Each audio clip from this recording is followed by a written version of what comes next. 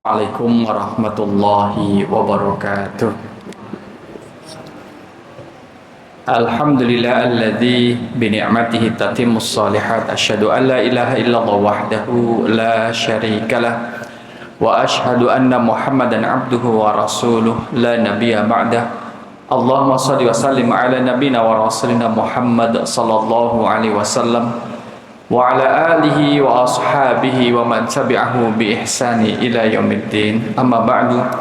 Bapak Ibu jamaah rahimakumullah, malam kali ini kita melanjutkan kajian kitab Adabul Mufrad berkaitan dengan adab-adab dalam keluarga, khususnya antara kita dengan orang tua, kita dengan anak, anak dan orang tua dengan anak.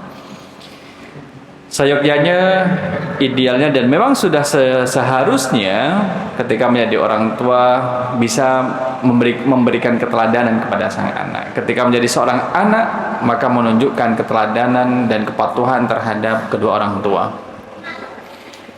Malam kali ini kita akan melanjutkan pembahasan kita pada uququl walidain, babu uquqil walidain, kedurhakaan terhadap kedua orang tua. Tapi ada satu hadis di atas yang kemudian menjadi gambaran bagi kita terkait dengan sikap anak yang tidak durhaka. Baru nanti kita ke yang durhaka. Jamaah rahimakumullah, apa yang kemudian bisa dibanggakan orang tua ketika anaknya menjadi durhaka? Apa yang kemudian bisa dibanggakan seorang anak ketika orang tua sudah ngecap dirinya sebagai anak yang durhaka? Maka kehidupan yang cukup panjang di dunia ini, bagi yang kemudian kita melihat panjang tidak hanya sehari dua hari, akan memerlukan bekal yang lebih banyak untuk mengarungi kehidupan ini. Dan status kedurhakaan itu menghilangkan bekal. Sebagaimana anak yang durhaka itu ibarat dia melakukan perjalanan panjang membawa bekal, tapi bekalnya adalah pasir. Tidak bisa dimakan, tapi memberatkan dan membebani. Hidup seorang anak hidup yang panjang tidak memberikan keberkahan dari panjangnya usia, justru akan menambah beban dan menambah berat balasan di akhirat dengan status kedurhakaan yang dia sandang. Kalau di dalam hadis ini dari Abi Murrah maula Ummi Hani binti Abi Thalib, annahu raqiba ma'a Abi Hurairah ila ardihi bil aqiq, fa idza dakhala ardahu saha bi'ala sautihi, alaikissalamu warahmatullahi wabarakatuh ya ummatahu. Jadi ketika menaiki bersama dengan Abu Hurairah, jadi dari Abu Murrah, pelayan Ummu Hani binti Abi Thalib, annahu raqiba ma'a Abi Hurairah, ketika Rasul SAW itu kemudian bersama dengan Abu Hurairah masuk di daerah Al-Aqiq, ya. Ketika sudah masuk di daerahnya atau kemudian lebih khusus adalah kemudian melewati depan rumah ibunya dengan suara yang keras mengatakan, alaikissalamu, keselamatan atasmu, atas engkau, warahmatullahi, dan rahmatnya Allah, wabarakatuhu, dan keberkahannya, ya ummatahu, wahai ibu. Nah ini bagaimana kemudian seorang anak mendoakan ibunya. Taqulu, dan kemudian ibunya menjawab, wa alaikassalam warahmatullahi wabarakatuh. Demikian juga keselamatan atasmu, rahmat Allah dan keberkahannya. Yaqulu rahimakillahu kama rabbaitini saghiran. Setelah anaknya kemudian pertama adalah nih, kalau Abu Hurairah memberikan salam kepada orang tuanya, dibalas salam itu oleh ibunya, ya. Ketika Abu Hurairah memberikan salam pada ibunya, dibalas sama ibunya. Kemudian Abu Hurairah mendoakan ibunya, rahimakillahu, semoga Allah merahmatimu wahai ibu, kama rabbaitini, sebagaimana engkau telah mendidik aku saghiran, ketika aku masih kecil. Ini kan tipe anak yang tahu balas budi terhadap orang tua, sekalipun tidak akan seimbang kalau membalas budinya, tapi kemudian dengan doa-doa yang dipanjatkan. Rahimakillah, semoga Allah merahmatimu wahai ibu. Doanya anak seperti itu. Semoga Allah merahmatimu wahai ibu, sebagaimana engkau telah mendidik aku. Rabbaitini saghiran, telah mendidik aku waktu kecil. Apa yang dikatakan oleh ibunya? Fatakulu, ya bunayya, wahai anakku, wa anta, demikian juga engkau, fajazakallahu khairan, semoga Allah membalasmu dengan kebaikan. Khairan, apapun bentuk kebaikan dari Allah, kebaikan usia, kebaikan pekerjaan, kebaikan gaji, kebaikan waktu, kebaikan apapun kebaikan itu Allah akan membalasnya. Wa radiya anka, dan semoga Allah ridha terhadapmu, kama barartani kabiran, sebagaimana engkau telah berbuat baik kepadaku kabiran, ketika aku selaku ibunya ketika sudah lanjut usia. Oh, bagus ya. Kalau dialog seperti ini kan menjadi bagus ya. Bagaimana orang tua terhadap anak, anak terhadap orang tua, memberikan keteladanan yang bagus, saling mendoakan, saling mendoakan. Ya tentunya harapannya demikian. Tapi kalau misalkan ada kenangan lalu, yang kenangan zaman dulu yang tidak bagus antara anak dengan orang tua dengan anak, toh itu tidak menjadi penghalang bagi kita selaku anak untuk tetap berbuat baik terhadap kedua orang tua. Nah, jamaah rahimakumullah, maka penjelasannya di sini adalah qala Abu Mansur al-Taquli kulli masilima in syaqqahu as-sail fil ardi fa anharahu wa sa'aqiq.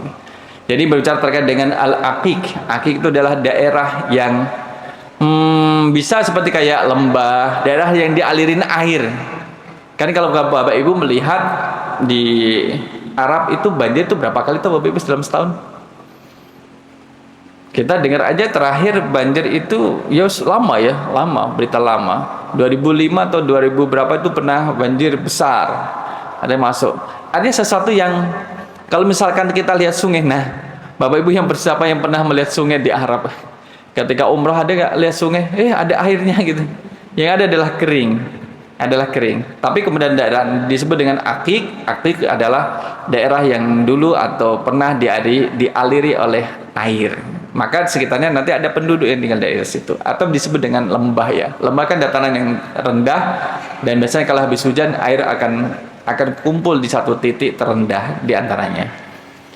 Nah, jamaah rahimakumullah, kalau di sini perhatiannya adalah di sini. Fa idza dakhala ardahu sahabi ala sautihi.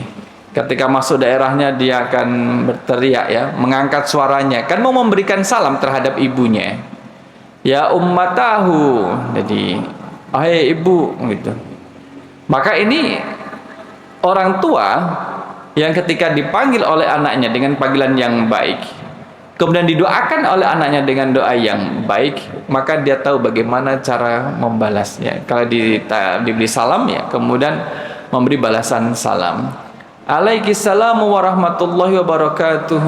Yaqulu rahimakillahu kama rabbaitini saghiran. Jadi i'tirafu bil fadli wal jamil, pengakuan dari sang anak Abu Hurairah terhadap ibunya, mengakui bahwa rabbaitini saghiran, engkau telah mendidik aku waktu kecil. Anak yang kemudian tidak lupa dengan jasa baik orang tuanya.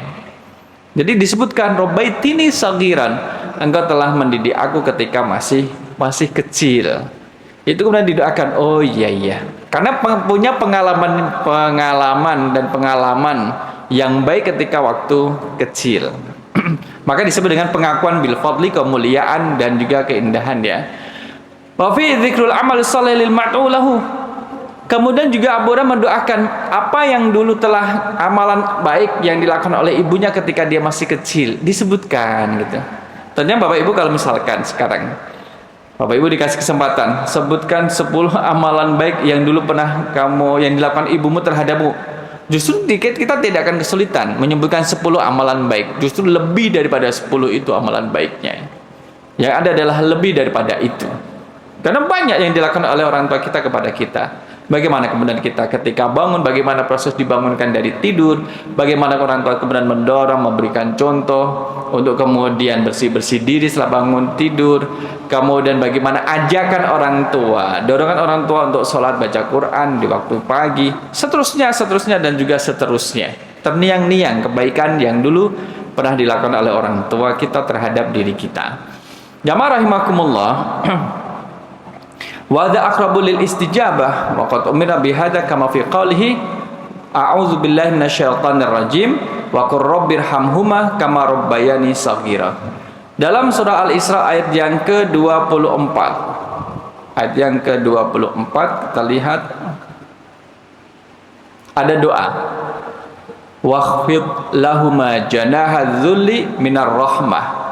Rendahkanlah dirimu terhadap keduanya, kepada kedua orang tua dengan penuh kasih sayang, dan ucapkanlah Rabbirhamhuma, wahai Tuhanku, irhamhuma, sayangilah keduanya, kama, sebagaimana Rabbayani saghira, mereka berdua menyayangiku ketika aku pada waktu kecil. Lah kalau misalkan waktu kecilnya tidak disayangi gimana? Apakah tidak boleh membedakan ini? Gimana saya mau membedakan orang tua? Dulu aja saya ketika kecil dipukul, dimarahin, dipukul. Seoga deh nggak mau mendoakan. Ya tentunya kita yang pernah ikut ngaji, mendatangi majelis taklim, tentunya tidak mau membalas sesuatu yang tidak baik dengan yang tidak baik.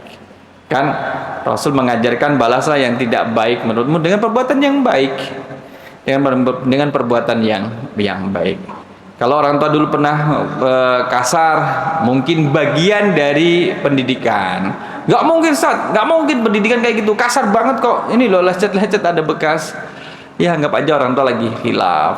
Yang dia kan orang hilaf, orang hidup kan fluktuatif, kadang baik, kadang tidak, kadang lupa, kadang ingat gitu. Maka kalau ketika anak yang merasa hidupnya dulu dapat kekerasan dari orang tua, sekarang membalas itu dengan kasih sayang terhadap orang tua, maka itu bisa menjadi pemutus untuk keberlanjutan keturunannya, sehingga anak yang dilahirkan ini tidak menjadi anak yang pendendam terhadap orang tuanya, tetapi kemudian melakukan kebaikan terhadap orang tuanya sebagaimana orang tuanya berbuat baik terhadap nenek kakeknya. Jamaah rahimakumullah. Fatakul, maka ini giliran orang tua. Jadi anak ini, kemudian Abu Hurairah menyebutkan kebaikan yang dulu pernah dilakukan oleh orang tuanya. Karena dalam hal ini adalah ibunya, karena ibunya yang masih hidup. Kemudian lanjut kepada bagaimana sikap sang anak. Bagaimana sikap sang ibu. Jadi anak menyebutkan kebaikan orang tuanya, kemudian ibu ini membalas ibunya. Ya bunayya, wahai anakku. Nah ini panggilan kasih sayang dia. Dulu napa? Yo nang gitu. Nang kenang. Nek yang perempuan apa, Pak? Duk gitu. No gitu. Deno. Duk. Nek duk napa duk? Masa anduk? Duk. Nek duk kepanjangannya napa nggih? Oh, genduk. Anjih, genduk. Genduk, nek gendaan malah boten nggak bagus ya. Gendaan itu nggak bagus. Kalau genduk, enduk gitu. Itu panggilan kasih sayang. Nang, nek saya dulu dipanggil dengan nang itu nang. Nang kenang. Ada juga nang anak lanang, nang kenang. Jadi panggilan merasa akrab, dekat antara orang tua dengan anak, dan itu panggilan yang nyaman untuk didengar sang anak. Kalau Arab ya bunayya, ya bni, ada ya ibni, ya waladi. Kalau ya bunayya itu merasa lebih dekat. Ya abati, ya abi, ya buya. Nah, itu merasa lebih dekat. Wa anta fajazakallahu khairan wa radiya anka. Maka doanya adalah didoakan kebaikan yang sekarang ini kamu lakukan kepadaku yang sudah setua ini, semoga Allah membalas dengan kebaikan yang lebih baik dari apa yang kau lakukan kepadaku. Wa radiya anka, dan semoga Allah ridho terhadap apa yang kamu lakukan kepadaku. Kan radhiyallahu anhum wa radu'an. Bagaimana kemudian sikap orang yang berada di sekarang ridho ya dengan ketetapan Allah. Allah ridho terhadap perbuatannya. Man suni'a ilaihi ma'ruf wa qala li fa'ili jazakallahu khairan. Sesiapa yang mendapat perlakuan baik dari orang lain, maka jawablah dengan jazakallahu khairan, semoga Allah membalasmu dengan kebaikan. Khairan ini kemudian bukan al khairah. Kalau al khairah kebaikan itu cuma satu, ya udah itu saja kebaikannya. Kalau khairan tidak menggunakan alif lam, tapi kemudian khairan dibahas dengan kebaikan yang banyak jumlahnya dan bermacam-macam bentuknya. Nah, itu adalah kata khairan. Faqad ablagha fi tsana, dan itu lebih dalam memberikan pujian. Nah, inilah kemudian contoh bagi anak yang berbakti kepada orang tua, dan orang tua juga kemudian memberikan contoh terhadap anaknya. Nah, sekarang kita lihat pada uququl walidain, durhaka. Durhaka sendiri adalah satu perilaku dari anak terhadap orang tua yang tidak mencerminkan ketaatan kepada orang tua. Nah, ini hari ini kita membahas durhaka terhadap orang tua. Mungkin ada pertanyaan, Ustaz, ada nggak durhaka? Anak durhaka ini adalah anak durhaka. Ada nggak orang tua durhaka? Gitu. Dibalik, orang tua durhaka. Masa dari dulu anak ada disalahkan, anak saja yang diperintahkan untuk berbuat baik terhadap orang tuanya. Sekarang ada nggak perintah untuk orang tua berbuat baik terhadap anak? Ya ada. Mendidik, memberikan contoh ada. Termasuk juga durhaka tadi. Istilah durhaka itu kan sesuatu istilah yang buruk. Sebagai tanda, ciri, bahkan mensifati satu perilaku yang buruk dari anak terhadap orang tua. Kenapa bukan orang tua terhadap anak, tapi anak terhadap orang tua? Jumlah anak di dunia ini lebih banyak dari orang tua.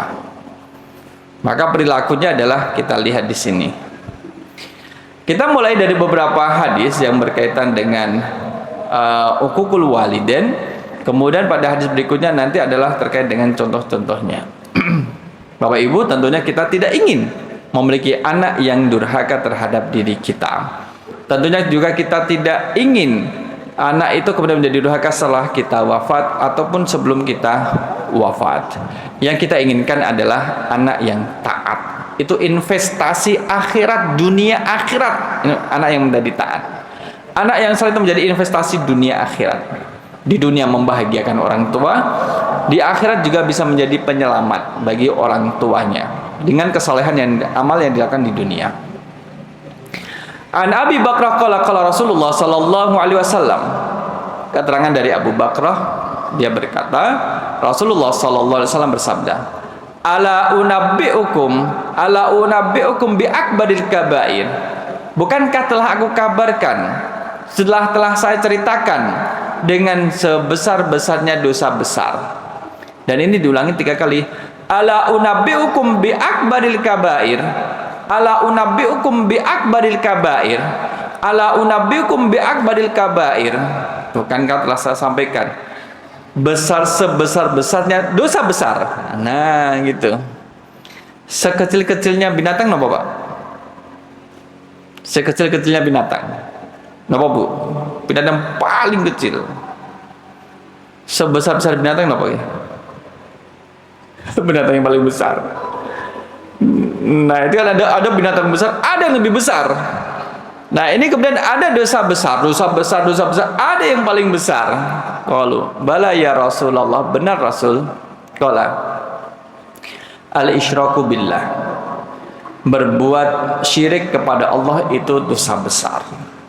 Wa uququl walidain, durhaka terhadap kedua orang tua. Wa kana muttaqian, Rasul sedang duduk ya, wajalasa wa kana muttaqian, bersandar atau miring. Ala wa qaulu zur, dan ucapan yang dusta. Mazala yukarriruha hatta qultu laitahu sakata. Kemudian Rasul kemudian mengulang-ulang ini terus, syirik, durhaka pada orang tua, dan berkata dusta. Jadi ada 3. Apakah 3 saja? Tidak. Rasul bisa menyebutkan lebih daripada ini. Ada hadis menyebutkan 7, ada yang 9, ada yang 70, ada yang kemudian berapa ya? 200 atau 700 dosa besar. Nah, itu nanti bisa dicek dalam kitabnya Imam Az-Zahabi. Nah, jamaah rahimakumullah, di sini kemudian 3 dosa besar. Apa sih perilaku, contoh perilaku anak yang durhaka? Durhaka ini terhadap orang tua.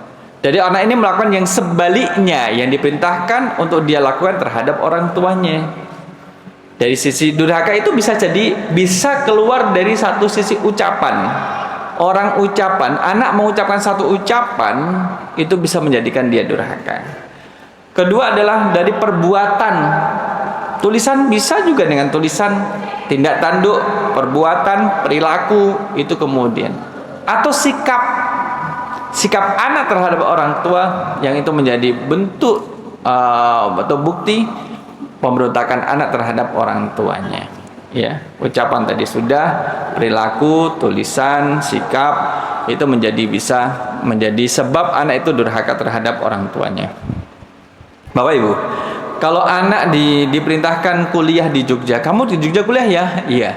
Ternyata dia tidak kuliah. Itu durhaka atau tidak? Tidak melaksanakan perintah orang tuanya, Pak. Termasuk durhaka apa buatan? Ngakunya kuliah, tapi kok nggak kuliah? Jadi ada lagi.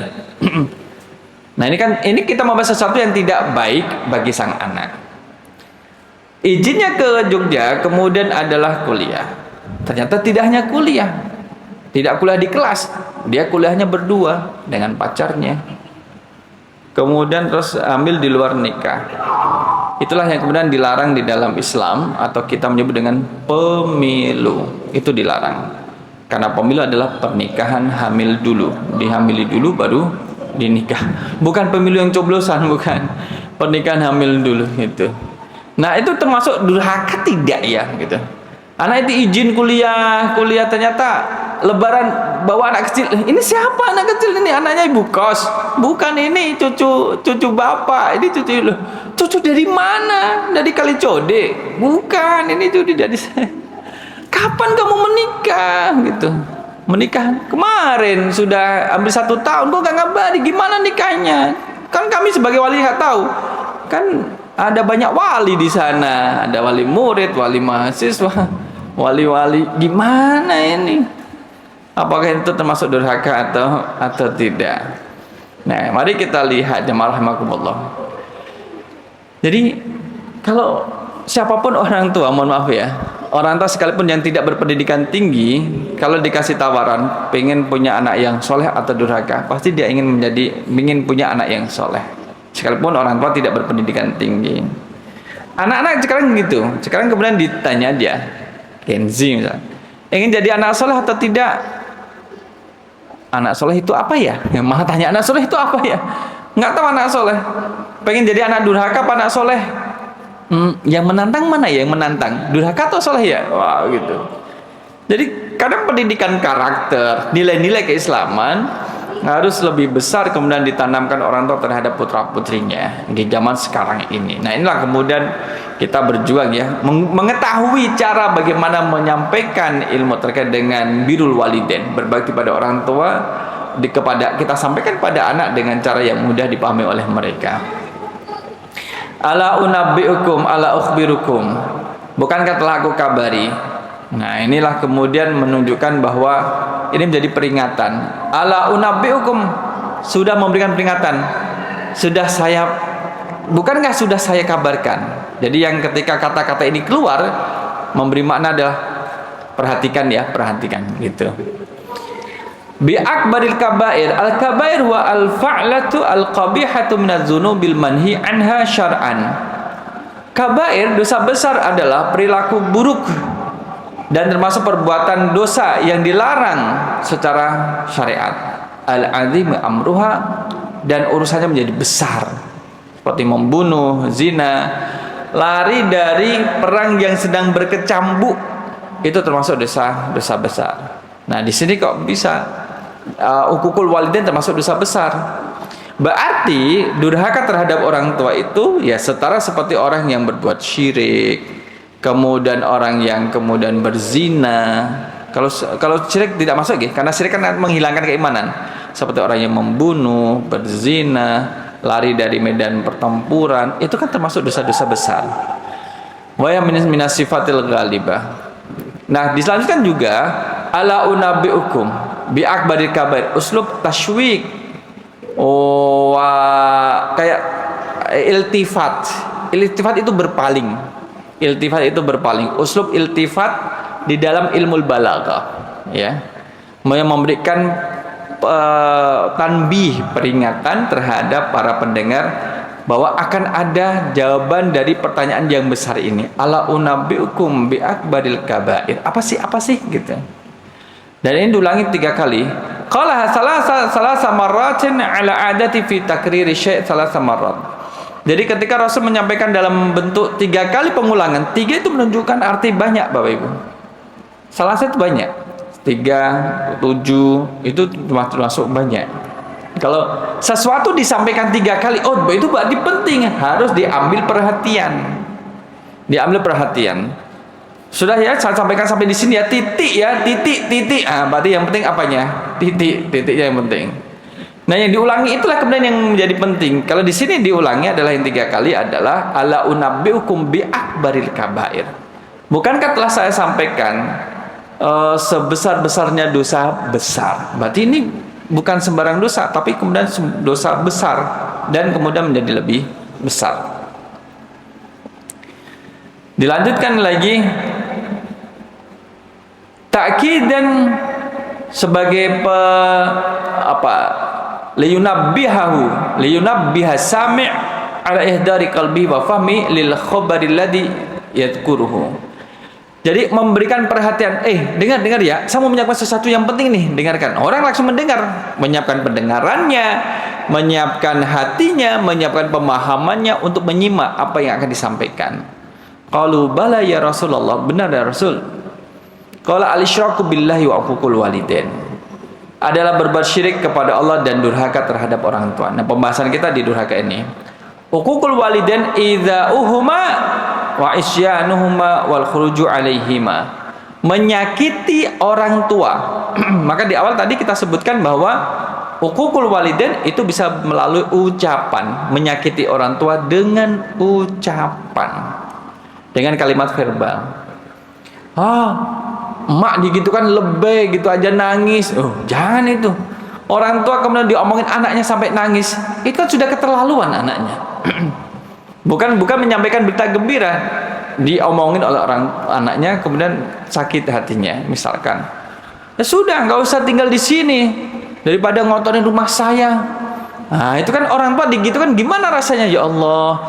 Dulu ketika saya ngandung dia tuh makan apa saya ini kok kayak gini omongannya gitu. Dulu saya makan apa ketika ngandung anak ini, sakit orang tuanya. Jadi diam-diam orang tua keluar dari rumahnya, dicari nggak ada, ketemu orang di jalan, ya Allah Bu, kamu sudah sepuh, sudah tua kayak gini, malam-malam jalan kayak gini, kemana? Saya nggak nyaman di rumah anak saya, ada kata-kata yang menyakitkan hati saya. Oh gitu. Nah inilah kadang kalau orang anak itu sedang emosi, kadang perkataannya tidak bisa dikontrol. Menurutnya biasa, tapi bagi orang lain kan bisa menjadi sesuatu yang menyakitkan. Kayak orang yang kemudian yang kurang kurang sensitif, tidak peka. Kalau peka kan, kenapa Pak bahasanya itu peka? Sensitif kan enggak? Kalau tidak peka apa namanya? Pekok. Ya, itu peka. Jadi ada orang kemudian yang sensitif ya dengan kata-kata. Misalkan bapaknya nginep di rumah anaknya. Di sini ada orang tua cuman bisa makan, makanya banyak lagi nggak bantu kerja. Itu kan bapaknya tersindir. Ya Allah, tidak ada yang lebih tua dari saya di rumah ini. Berarti anakku ini mengatai saya dengan orang yang suka makan dan tidak bisa bekerja di rumah ini. Berarti hanya menjadi beban bagi keluarga anaknya. Kalau sudah menjadi beban bagi keluarga anaknya, apa yang dilakukan? Ya keluar. Apalagi kemudian itu adalah rumah yang dibangun orang tuanya. Kebetulan anak ini ada anak terakhir, menikah, dikompori oleh pasangannya supaya orang tuanya itu tidak betah di rumahnya dan pindah ke rumah saudaranya, entah itu anak pertama atau anak kedua. Dikata-katai, itu kan bisa menjadi durhaka atau disindir. Atau ketika yang suami memberi makan kepada burung piaraannya, nyindir-nyindir untuk orang tua yang nginap di situ. Kamu burung nggak apa-apa, masih di dalam sangkar, memang nggak bisa bekerja. Lah ini ada orang tidak di dalam sangkar nggak kerja, biasanya cuma makan, numpang lagi. Kesindir orang tua. Maka kemudian orang tua tidak akan lama-lama di situ. Nah kalau sudah orang tua sudah pergi, investasinya menjadi lepas. Jamaah rahimakumullah, idza'uhuma, menyakiti mereka. Kan menyakiti ada kalanya menyakiti dalam bentuk menyakiti fisik, menyakiti melalui verbal, omongan, atau menyakiti psikologinya, baik berupa ancaman gitu dan lain sebagainya. Jangan. Kata-kata yang pernah keluar dari mulut sang anak untuk orang tuanya dan perkataan itu adalah buruk, dan keduanya masih hidup, baik anak maupun orang tuanya masih hidup, segera harus saling memaafkan. Wabil khusus anak yang kemudian minta maaf terhadap orang tuanya. Gak usah malu. Aduh lupa ya Pak Ustadz, kemarin tanggal 1 Syawal lupa mau minta maaf, lagi sibuk. Itu gimana kalau lupa? Ya cepatlah. Sama seperti saya tuh ingin tenang Pak Ustadz, usia sudah tua, saya ingin tenang, ingin lebih paham agama. Langsung ditanya, seminggu berapa kali menghadiri majelis taklim? Kan di samping rumah ada masjid, masjidnya kan ada majelis taklim setiap hari Ahad sore untuk ibu-ibu. Nggak pernah sisakan kerja. Lah piye? Satu sisi ingin tenang hatinya, satu sisi ditanya udah berapa seminggu berapa kali menghadiri majelis taklim? Nggak pernah. Masa ada orang tenang tanpa ilmu? Nggak bisa. Tenang itu dengan ilmu. Tenang itu harus dengan ilmu, memahami ilmu agama, biar nanti kemudian tenang. Nggak usah Pak Ustadz, itu orang itu pintar ilmu agama, tapi juga nggak tenang-tenang amat pikirannya ini. Nah itu malah mendingan dia nggak tahu ilmu agama malah tenang banget. Lah dia kan sudah meninggal, makanya tenang banget. Mau pilih yang mana kamu? Pilih yang meninggal atau yang masih hidup? Kemudian wa isyanuhuma, bermaksiat, membangkang kedua orang tua. Bangkang, diperintahkan kemudian bangkang. Kemarin kalau minggu yang lalu pernah kita buat satu contoh terkait dengan masalah perkuliahan, ya kan, perkuliahan. Bagaimana bisa tetap lanjut kuliah dan dapat ridho dari kedua orang tua. Nah, itu hebat ya. Bisa tetap kuliah tapi dapat ridho dari orang tua. Karena mohon maaf, kadang orang tua tidak selalu mudah dan ringan melepaskan anak untuk kuliah yang tempatnya jauh dari tempat tinggal orang tuanya. Gitu. Ada yang kemudian orang tua, jangan mondok, nanti saya nggak bisa lihat gitu, nggak bisa nyawang kamu kalau tidur, nggak bisa lihat kamu kalau lagi bahagia. Nah, tapi anaknya ya nggak dipondokin. Nah, bagaimana kemudian kita mendiskusikan? Atau lebih daripada itu, jamaah rahimakumullah, anaknya ini sudah usia dewasa dan kemudian hendak menikah, orang tuanya nggak cocok dengan calonnya. Nah, bagaimana kemudian mengkomunikasikan? Ini mau menikah bukan hanya sekedar menikah, tapi nikah adalah bagian daripada agama, daripada ibadah, bagian dari ibadah. Gimana saya mau ibadah kok dilarang sama ibu saya? Nah, kita harus lihat. Kalau memang niatnya adalah untuk ibadah, tolong tanyakan kepada orang tua. Taat terhadap orang tua niku wajib atau sunnah, Bapak Ibu? Taat wajib. Menikah niku apakah hukumnya wajib? Tidak selalu. Ada wajib, ada haram, ada sunnah, ada mubah, ada makruh. Ada 5 hukumnya, tergantung situasi dan kondisi bagi yang akan melaksanakannya. Maka ketika antara saya mau nikah sama dia nggak boleh, orang tua itu hanya tidak setuju dengan calonnya, bukan dengan nikahnya. Jadi kalau misalkan nikah dengan yang lain, berarti masih direstui, bukan dengan calon itu. Wah, saya udah jatuh cintrong nih sama dia itu. Nah, gimana itu? Maka komunikasikan sejak awal. Ini bapak ini kayaknya melarang deh orang mau beribadah menghidupkan sunnah Nabi kok dilarang. Bukan masalah itu, bukan menghidupkan sunnah Nabi dalam bentuk nikah. Anda itu harus taat terhadap orang tua. Kenapa orang tak tidak setuju? Tanya. Kenapa sih nggak setuju? Ya tanya baik-baik, Bapak, Ibu, kenapa tidak setuju dengan calon saya? Ini kan orangnya baik, sholat subuh 2 rakaat, sholat zuhur 4 rakaat, sholat asar 4 rakaat. Ini kan orang baik, Pak. Dia kan berpendidikan, lulus S1 sudah, sekarang sudah punya kerjaan tetap. Kenapa Bapak tidak mengizinkan ya kayak dulu itu? Kamu ini, boleh, Bapak tidak melarang kamu itu nikah, bukan nikahnya yang Bapak larang. Calonmu itu loh, apa nggak ada calon yang lain? Emang Bapak malu kalau punya mantu rumahnya dekat? Tidak. Emang Bapak malu kalau misalkan calon saya itu bukan orang dari jauh? Tidak juga. Emang Bapak malu kalau misalkan calon saya ini bukan orang yang seperti Bapak harapkan? Bukan itu. Lantas apa Pak? Terus terang aja saja Pak, jangan berbelit-belit. Calonmu itu sudah punya istri. Nah, ternyata dia sudah punya istri, kamu nggak tahu.